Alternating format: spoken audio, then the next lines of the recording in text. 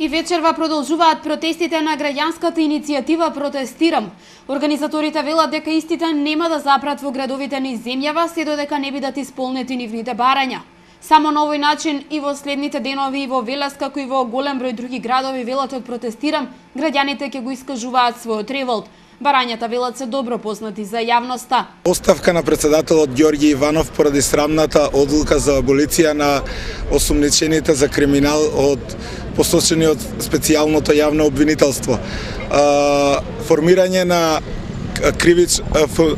на кривично оделение во Основен суд Скопје 2, кој ќе биде задолжено за соработка со специјалното јавно обвинителство. Итно суспендирање на одлуката за избори која веќе е распишана од Трајко Вејановски за 5 јуни. Произнесувањето на Уставниот суд за специјалното јавно обвинителство, вклучување на представници од граѓанското општество во процесот на решавање на кризата, истиот да се одвива во земјава, а не надвор од нејзините граници, формирање на преодна влада.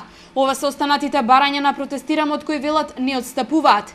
Изминативе денови во Велес граѓански собир организираше ИГ-дом и вечерва граѓанското движење за одбрана на Македонија ќе организира собир во центарот на Велес.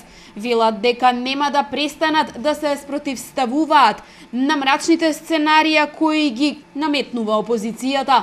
Ќе им кажеме доста е од ова ваше дивење. Рацете настрана од македонските споменици.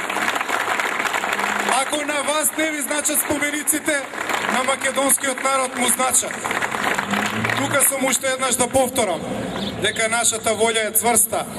Ние сме определени на 5 јуни да има избори, се што побараа добија, сега треба да се соочат со волјата на македонскиот народ. Македонскиот народ ќе си го каже своето мислење на 5 јуни. Според процените, на синоќешниот народен собир во Скопје се собраа околу 60.000 поддржувачи на граѓанското движење за одбрана на Македонија. Остануваат на ставот дека крајот на политичката криза се закажаните избори на 5 јуни.